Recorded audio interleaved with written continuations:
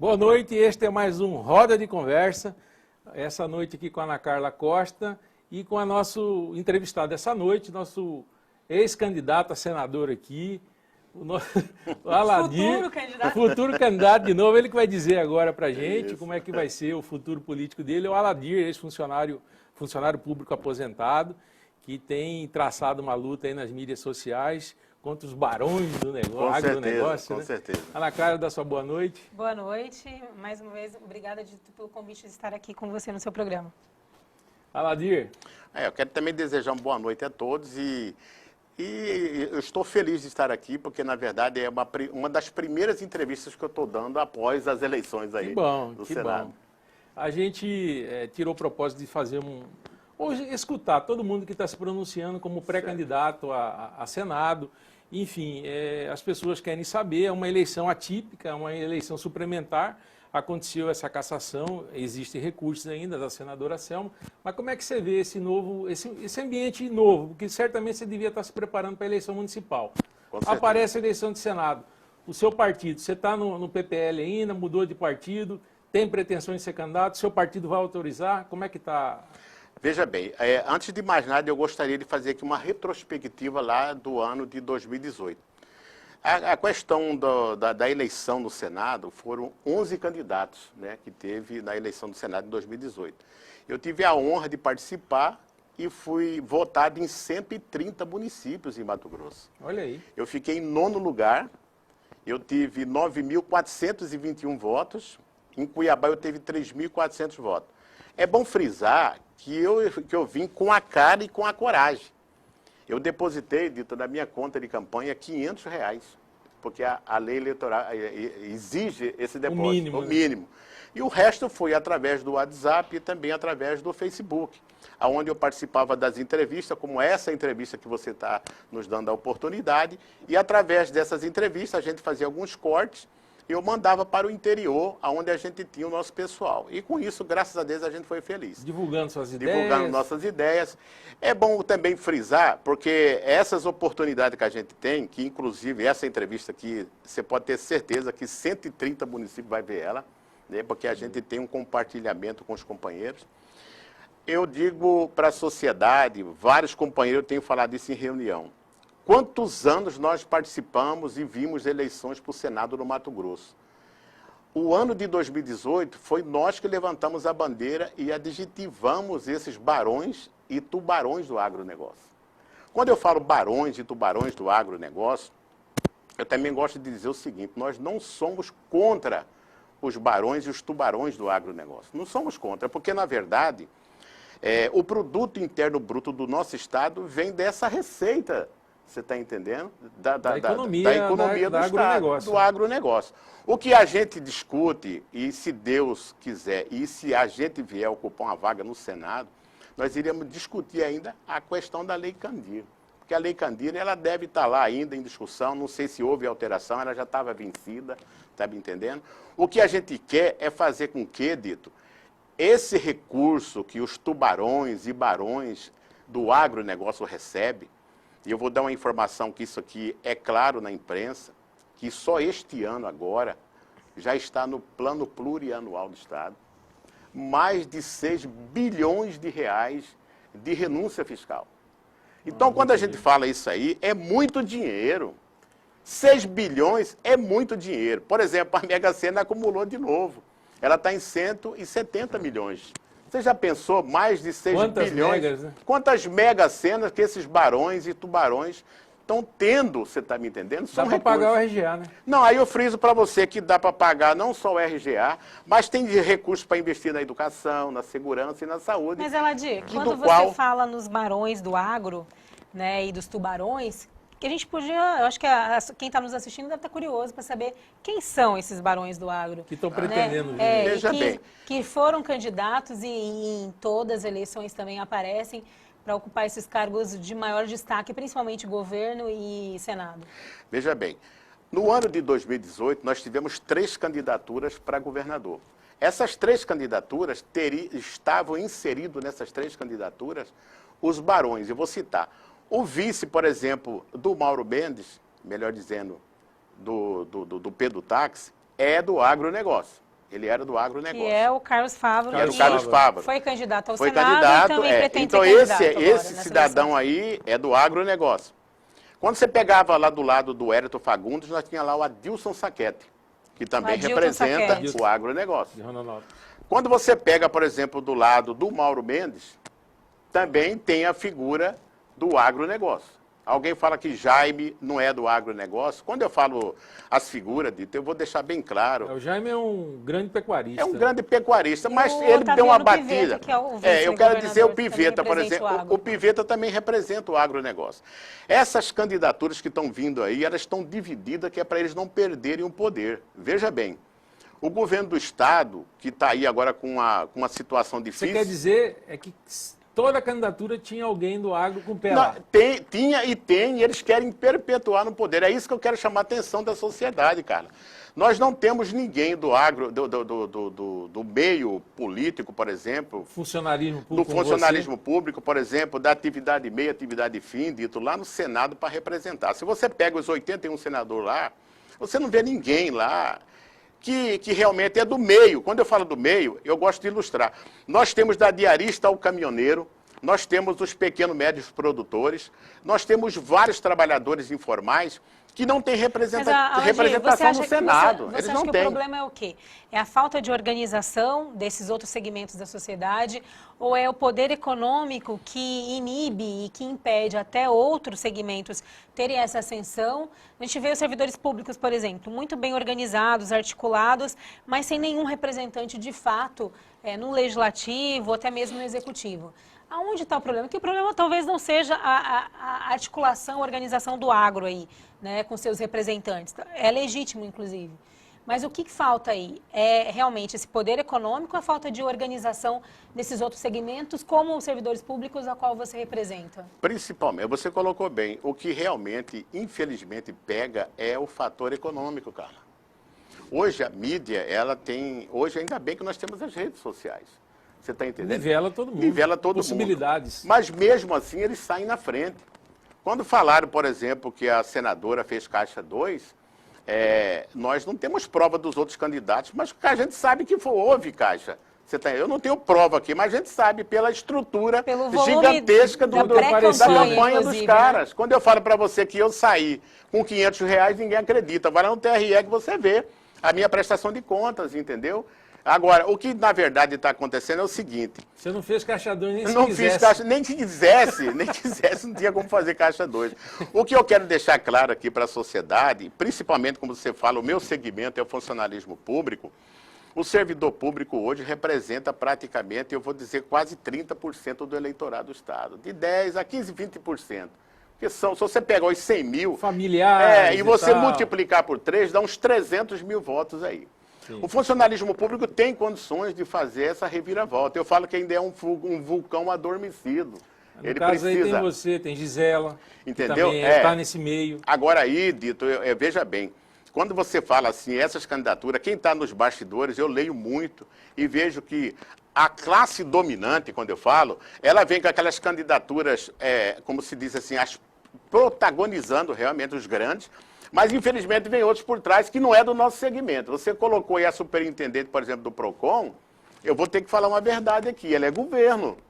Ela é governo porque ela tem cargo comissionado no governo. É secretária adjunta do PROCON. Por exemplo, ela poderia estar ajudando o funcionalismo público lá nas audiências públicas, para não deixar que a alíquota fosse para 14%. Se ela tivesse tomado um lado, hoje ela poderia ser ovacionada. Mas ela não tomou lado. Para mim, ela perdeu força. A partir do momento que ela assumiu um cargo no governo. Ela assumiu um cargo no governo. E outra, tem, por exemplo, matérias que a gente vê aí, por exemplo, na imprensa, que foi citado lá as candidaturas que é do governo e o nome dela tá. Não é fonte da minha imaginação. Você está me entendendo? Sim. Então, infelizmente, hoje, baseado nessa linha de raciocínio, também eu quero dizer o seguinte. Nós temos um fórum sindical hoje calado. Nós temos um fórum sindical calado. Ele calou, por que calou? Porque nós sabemos também que, infelizmente, o Fórum Sindical tem alguns membros que estão conectados e interligados também com a classe dominante. Precisa ter coragem de falar isso. Quando eu falo isso aí, a base me aplaude. Mas alguns membros do sindicato não gostam da minha fala. Mas então, diante da sua fala, qual é o segmento, aonde você se posiciona dentro desse cenário todo, né? A sua pré-candidatura, ela está posicionada em que situação, em que cenário?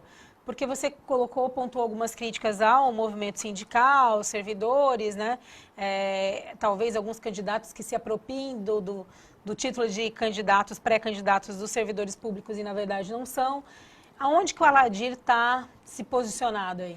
Eu estou me posicionado na base. O que é a base? A base do funcionalismo público que me conhece, eu tenho serviço prestado. Eu sou oriundo da promulgação da Constituição de 89, quando foi promulgada. Nós temos lutas ali dentro, e eu e vários companheiros que na época eram sindicatos. Eu militei.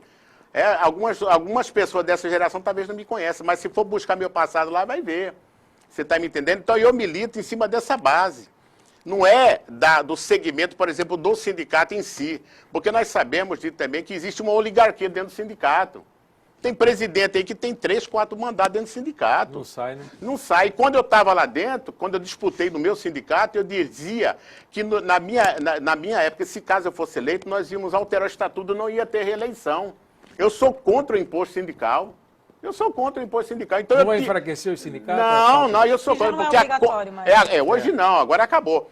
Eu sou a favor da luta, da guerra, que você vai com ideias, combater contra os caras que estão aí. Nós estamos hoje, eu falo que nós estamos na senzala.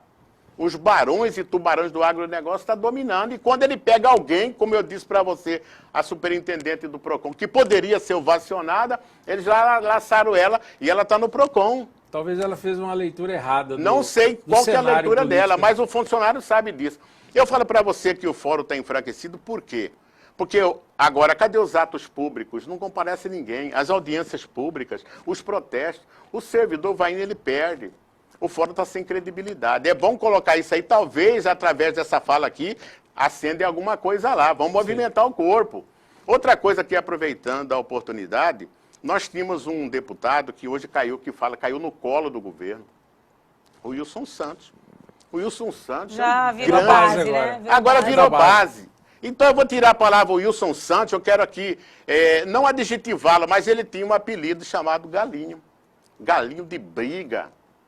O Wilson era um cara que ele brigava e ele levou esse título de galo de briga. Mas e hoje eu digo, Carla, só para me concluir essa fala, que hoje, infelizmente, esse galo perdeu as penas e também perdeu a espora. Não come milho, está comendo ração. E não é mais frango caipira, virou frango de granja. Isso aqui é bom deixar gravado isso aqui vai mexer, hein? Isso aqui é para mexer mesmo. Você não é galo mais de briga, tu é galo de granja. Não come mais milho, tá comendo ração. Tá entendendo? Lá no sítio o pessoal fala, tá broco. Tá broco. Então tem que ser colocado foi isso. Líder, né, do governo. O Wilson, rapaz, a esperança também estava na pessoa dele. Agora, a imprensa fala, ele caiu, por exemplo, no colo do governo. Um governo que está inadimplente com a União. Mas ele está acreditando no governo que vai. Não, está acreditando e largando o povo. Quando ele fala a base dele, ele pega 80. Hoje, a gente tem, fora o Wilson Santos, que já não representa a categoria dos servidores públicos desde o governo Táxi, que ele foi líder do governo e teve embate, inclusive, com os servidores. E o governo do Táxi foi um governo muito desastroso com relação ao diálogo com os servidores. Mas hoje a gente tem na Assembleia Legislativa Eliseu Nascimento, que veio também, é servidor público. A gente tem o João Batista, que é líder sindical e que é servidor público. Então, assim, a gente tem o Lúdio, que também é servidor público, né? Médico do SUS. Paulo Araújo. O Paulo Araújo também, servidor saúde. público da saúde. A gente tem alguns nomes aí. E aí a Janaína Riva, que também surfou nessa onda aí em defesa dos servidores públicos na gestão Pedro Táxi. Do RGA. O senhor não identifica na Assembleia, de repente, um avanço, talvez, porque a gente tem esses nomes, né, tirando a Janaína, que não é servidora pública, mas esses outros que foram eleitos e estão na Assembleia, eu acho que eles não representam os servidores públicos? Representa. Você fez uma colocação muito importante. Quando você fala de segmento, o João Batista, ele representa o segmento lá do pessoal que... Agentes, né? Agente Policial. prisional. Se você é funcionário público, vai sair de algum segmento. É o que eu estou falando, então o que eu estou falando. O Eliseu também, da Polícia Militar. polícia. Tem um lá que é delegado, o outro da Saúde. Ah, tem o Claudinei. O Claudinei delegado. Então, eles estão representando os segmentos. Mas são Quando eu servidores. falo para você que aí é que está a raiz da questão. O servidor precisa ter alguém que tem DNA do servidor. Você está me entendendo? Eu não sei, eu posso ser um pingo de água no oceano. Eu quero crer que no futuro vai aparecer uma pessoa dessa que possa congregar essas ideias. Porque, infelizmente, lá, eles estão divididos por questões de segmentos. Cada um está buscando as suas vantagens, que a gente não sabe, para favorecer a categoria. Organizar sua categoria, eu não sou contra também. Agora, que é uma força gigantesca dentro da Assembleia, quase 5 deputados, funcionário público, era para estar fazendo uma revolução dentro do Estado. Eles até montaram um bloco na semana passada de defesa do servidor, né? E que tem, inclusive, o Barranco está dentro, o deputado Barranco dentro desse bloco. Até para defender algumas lutas dos servidores, como inclusive o pagamento da RGA. Né? Então, assim, o que a gente deu a entender aí é que o senhor não identifica uma liderança, de fato, dos servidores públicos dentro da Assembleia Legislativa hoje. Não, como eu falei para você, por segmentos. Você está me entendendo? O João Batista tem um segmento dele, o Claudinei tem um segmento dele, o Paulo Araújo tem um segmento dele, o Eliseu tem um segmento dele. Dentro do segmento dele, eles estão fazendo o dever de casa, você pode ter certeza disso. Agora, eu acho que o que está faltando é uma unificação deles, em prol de toda a categoria. Certo. Porque, na verdade, quando eu falo segmento, eu sou do segmento social. Social, não arrecada. Mas nós fazemos um grande trabalho. Eu sou oriundo da antiga FEBEMAT, que virou CETA, CETEX. Eu sou aposentado, eu tenho 3 anos que eu me aposentei. Agora eu vejo do lado de cá, dito o seguinte, é uma ânsia minha, né? Eu fico com vontade, graças a Deus, não vivo de política, eu tenho minha aposentadoria, tenho o meu trabalho, eu vivo tranquilo. Agora eu gosto de entrar na política porque eu estou vendo, quando eu falo para você, a questão do Senado, eu queria aqui aproveitar também a oportunidade, tem um programa do governo federal que chama BPC. Benefício de prestação continuada. Esse benefício de prestação continuada, infelizmente, está estacionado esse segmento aí de trabalhadores brasileiros que deram tudo pelo país, que hoje tem doenças de alta complexidade. Acidentados. Muitos deles estão fazendo hemodiálise, você está me entendendo? E o pouco recurso que vai para esse benefício é para comprar remédio. Quando eu falo do agronegócio, aí eu fico agitado em cima dessa montanha de dinheiro que esses tubarões, que esses barões estão mamando no produto interno bruto do nosso Estado. Será que não dói no coração de vocês olhar passando pela Avenida da Prainha, vendo alguém com uma deficiência física, uma senhora de idade empurrando um carrinho de picolé? Será que não dói na consciência de vocês que vocês estão com muito dinheiro e está faltando para as pessoas? Isso aí é uma ansiedade minha. E eu vejo isso dito na praça, no centro da cidade. Só para a gente até fechar o papo está muito bom aqui, mas é o seguinte, você estava no PPL. Certo. Agora o PPL fundiu com o PCdoB. Certo. E agora, o Aladir, você está lá no PCdoB, o PCdoB tem candidato a Senado, ou você já foi para outro partido? Não, veja bem, nós estávamos no PPL, tive a grande satisfação de sair candidato ao Senado pelo partido. O partido a nível nacional me deu essa possibilidade e a gente fez algumas entrevistas com eles. Fomos sabatinados com alguns dos presidentes, alguns diretores nacionais. Viram através do meu currículo e falaram, não, o senhor pode participar. Então, quando acabou a eleição, nós sabemos que vários partidos não alcançaram a cláusula de 14. barreira. Não alcançou a cláusula de barreira. Inclusive o PPL foi um deles. Sim. E o PPL, a nível nacional, optou em fundir com o PCdoB. O PCdoB, o Miranda Bonito, muito meu amigo, o Aloysio, conheço todos eles, são todos companheiros da gente. Sim. Só que a linha de raciocínio, o programa do partido, o estatuto, não só a mim, mas as pessoas que a gente convive, não compactua com aquilo ali. Eles defendem algumas coisas que a sociedade, no nosso caso, a gente não aceita. Então, o que eu fiz? Eu me filiei no PMN. O PMN também não alcançou cláusula de barreira. E hoje o PMN está com a sua comissão estadual ainda não regularizada. Nós estamos aguardando uma decisão da Nacional. Você pode não ser candidato Posso não ser candidato por conta de legenda, por conta de legenda. Se caso for atualizado a comissão estadual do Estado, com certeza vai dar tempo de nós protocolarmos a nossa candidatura. Se porventura não der, eu francamente vou procurar também um outro partido que não seja um partido que é ligado ao agronegócio, porque o meu discurso pode ir por água abaixo, está me entendendo? Eu vou para uma linha daquilo que eu vejo que a população está clamando. Mas aí o senhor é candidato a prefeito de Cuiabá ou não é candidato? Não, veja bem, se porventura a comissão do PMN for regularizada, Até dia 17 de março. eu quando posso são ser as candidato a convenções. prefeito em Cuiabá também. Posso ser candidato a prefeito. E aqui, falando da prefeitura, eu quero aqui hipotecar apoio ao Abílio, hein? O vereador atuante em Cuiabá estão fazendo uma conspiração contra você, meu amigo. Mas fica firme aí, porque esse grupo que está aí também são partículas do agronegócio, dos gigantes que estão aí. Essa turma aí é tudo do mesmo time. Maravilha. Eles comem churrasco, tomam uísque, bebem suas cervejas, tudo junto.